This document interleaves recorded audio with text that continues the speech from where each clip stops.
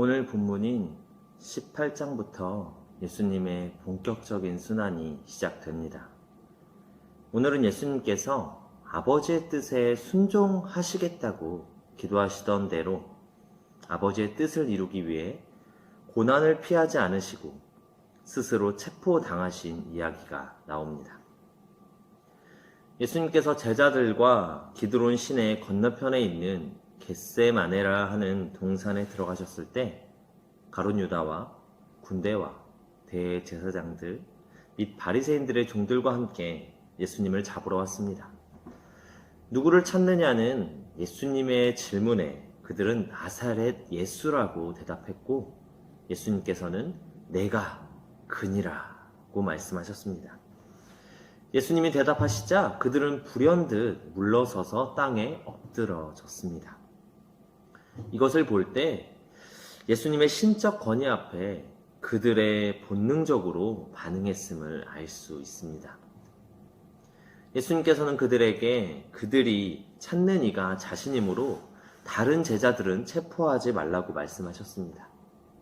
요한복음의 저자 요한은 예수님께서 이렇게 말씀하신 것이 아버지께서 자신에게 주신 자 중에 하나도 잃지 않게 하셨다는 기도의 내용을 성취하기 위함이라고 설명했습니다.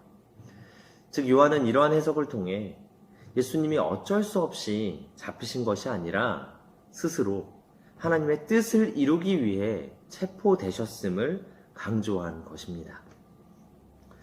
유다가 자신을 배반해 유대인들의 손에 넘겨줄 것을 아셨기에 예수님은 그 시간에 그 장소로 자발적으로 가셔서 무리가 자신을 체포하는 것을 허락하셨던 것이죠. 예수님은 하나님의 경륜을 성취하시기 위해 그 상황에 담담히 임하셨고 제자들의 안위를 생각하셨습니다. 참으로 예수님의 이런 모습은 복음과 하나님 나라를 위해 그리스도의 남은 고난에 동참하는 모든 성도에게 본이 될 것입니다. 성도가 의를 위해 박해받는 것은 약속된 복의 과정이므로 예수님이 모범을 보이신 것처럼 당당함을 잃지 말아야 하는 것이죠. 하반절에는 예수님이 잡히시던 현장에서 베드로가 칼로 대제사장의 종 말고의 귀를 쳐서 베어버렸다고 나옵니다. 베드로는 무기를 가지고 예수님을 잡으러 온 자들에게 동일하게 칼로 대항함으로 예수님에 대한 충성심을 드러냈는데요. 그러나 예수님은 베드로에게 칼을 거둘 것을 명하시면서 아버지께서 주신 잔을 자신이 마시려 한다고 말씀하십니다. 오늘 요한복음은 아니지만 마태복음에서 예수님은 베드로에게 칼을 가지는 자는 칼로 망한다 고까지 하시며 하나님 아버지의 뜻을 이루시기 위해 이 모든 일이 이루어짐을 밝히셨습니다. 예수님께서 원하시면 천군 천사를 불러 대적을 멸하실 수도 있었기 때문입니다.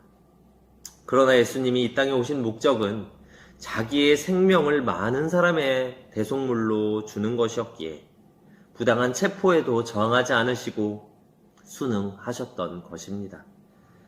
요한은 이러한 고난의 의미를 당시 대제사장인 가야바의 말을 빌려 확인해 주었습니다. 가야바는 한 사람이 백성을 위해 죽는 것이 유익하다고 말했던 인물입니다.